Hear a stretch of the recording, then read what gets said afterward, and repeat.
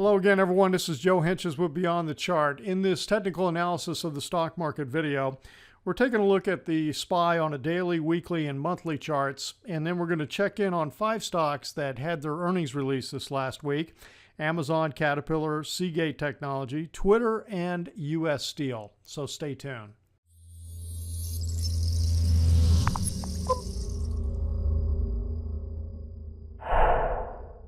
Okay, we're going to start off here with the daily chart of the SPY, and on Friday it was down 52 cents. It's continuing this little sideways push here over the last several days after the big move that we had here on Monday. Kind of a Monday, Tuesday actually, 2 days in here. I currently have this labeled as if the corrective process is still going on. This initial move, this little zigzaggy type move here, it was very shallow. Didn't even hit 23% corrective move of all of wave 3. Let me zoom back out of it. Here's wave where wave 2 ended, and here's wave 3, and this is pretty minor. And if you look at the wave 2 action that we had back over in here, kind of a complex WXY that we had, and now I'm looking for a zigzag. That's why I am looking for the next move to be down.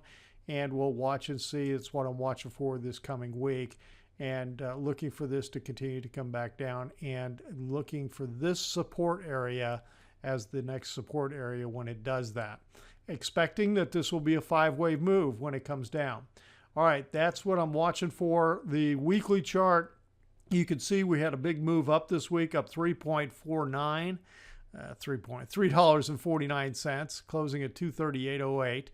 And this weekly action is what saved the month, because you can see what happened the last 3 weeks prior. Okay, now it's got back above, it's trending above the 10-week moving average in here, so that's nice. But we basically had a 1-week little pop doji type candle, and when you look at the monthly chart, you can see that this was up $2.34. Thank you to the last week of trading, which saved the month. Okay, and it's really just a tight little inside candle to the previous month.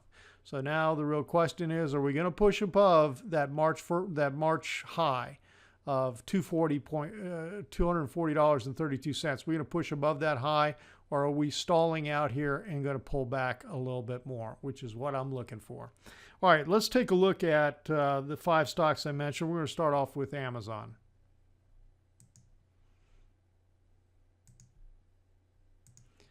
Okay, Amazon, as everybody knows, had great earnings after the market on Thursday. This was Friday's price action, and I believe it was after the market. And it opened way up high. The high for the day was $949.59. It opened at $948.83, almost at the high, and then that was all she wrote, and then she just sold right on back down. Now, it ended up for the day, but you can look at this candle. That's why it's dark blue. It's blue because it's still up, okay? It's not a red day, it's an up day, but it's dark because the close was way below the open, okay? So it's a big dark candle. Now, I wanted to look back. This is at the, we're in an uptrend here, and it's trending very nicely. It's been in a great uptrend, ever since November, a little bit of pullbacks along the way. But when you get a candle like this, when have we seen something like this in the last couple of years? So I wanted to look back and see, and I saw 2 of them that jumped out at me, okay? And this one was one right up here at the Keltner channel in a nice uptrend where it did it. Now, it didn't sell back almost the entire day like what we just had on Friday, but this one over here did. And so you look at those 2 in terms of price action, and you say, okay, well, what happened?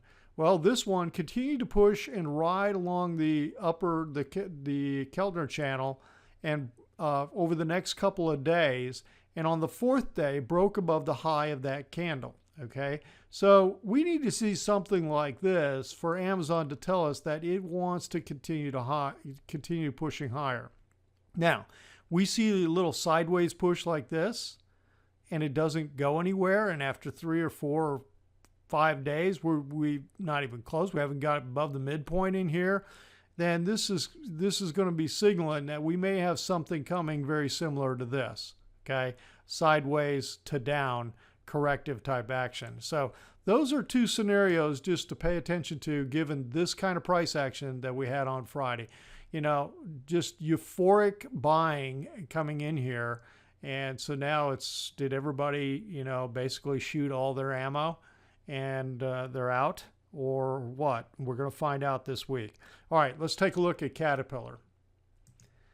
Now, Cat is really interesting. Had great earnings. They surprised everybody with the earnings, and this was before the market opened on Tuesday, and you can see this huge pop.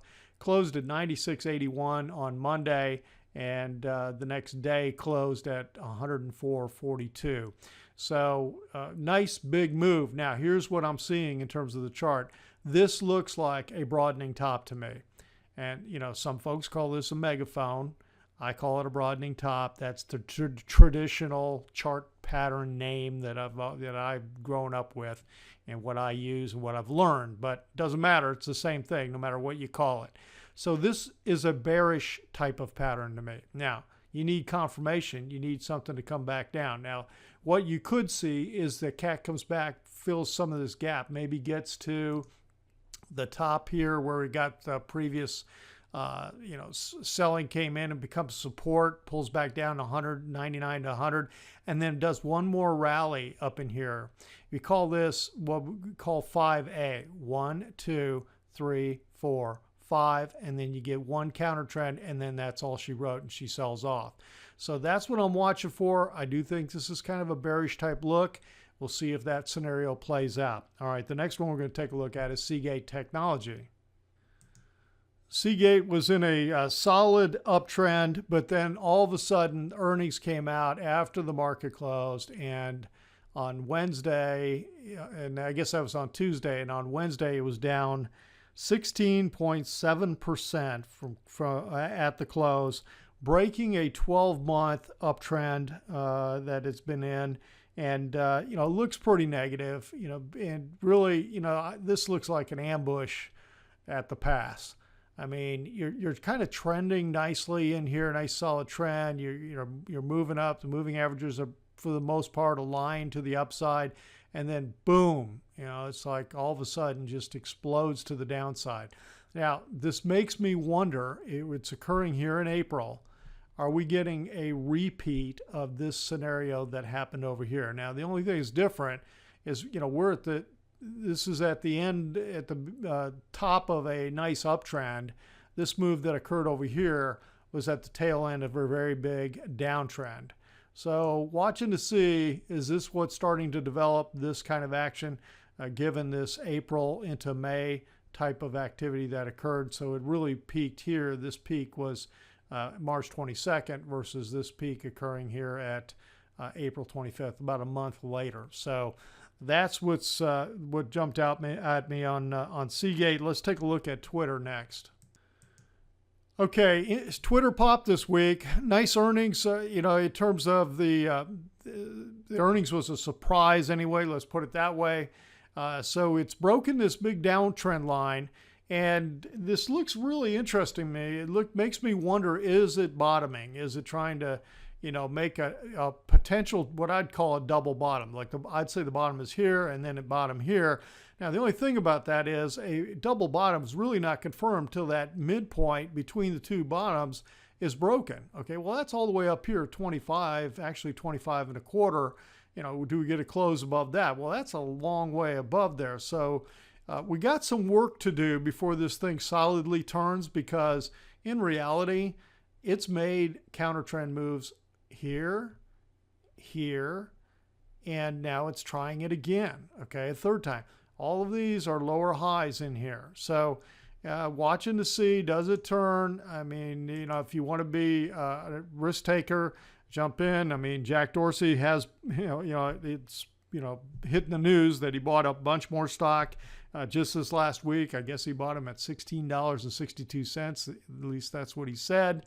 And I think he bought it this month.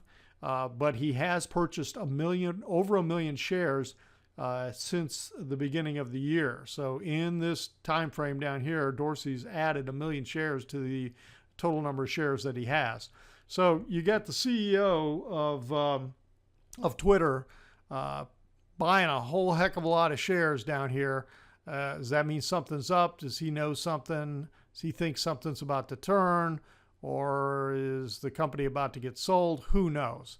You know, but when you look at the big picture of Twitter, this is all the trading.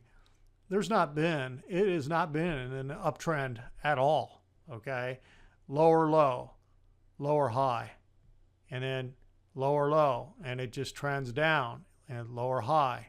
Okay, so I mean, it has not been in an uptrend. Every uptrend that you see is a counter trendish kind of move. Okay, so now something could change down in here, but that's what I'm watching to see. But this could get really interesting. All right, that's the picture on Twitter. Last one is U.S. Steel. Okay, so talk about frustration and despair. Earnings reports came out on U.S. Steel. I think it was after the market closed here on the 25th, which was Tuesday. And bam, they just killed this stock because the earnings were disappointing. The outlook was disappointing. And the stock was down, where was it? Down to almost 27% at the close here on Wednesday. And comes all the way back down, almost closed this gap. The gap close here is 21.40. It got really, really close on Thursday, low of 21.85. And, you know, it closed Friday, $22.32. Interesting point. Where did the Trump rally start? Here is Election Day, November 8th, right here, okay? So the entire rally from the close on Election Day to the high close that occurred on February 21st, that was $20.61 rally. Okay, it's given back 93.4% of it as of this close right here. So much for the Trump infrastructure rally that everybody was super excited about. It's not going yet, and this pullback. It's an interesting thing is that, you know, you're seeing a similar chart in something like IBM. IBM had disappointing earnings this month or this week, and IBM, same type of thing. Almost, you know, big pullback from the big rally that occurred after the election. All right, that's it for today. Hope you found the video helpful, and we got a lot of earnings still coming up this coming week. Remember to hit the like button and subscribe to the YouTube channel if you're not subscribing. If you're not watching it on my website, head on over to the website. There's a lot of things I've got for you over there. And if you could think of one person who would benefit from the video, share the video with them. And I think that's it for today. Everyone have a great weekend. We'll talk to you on the next video.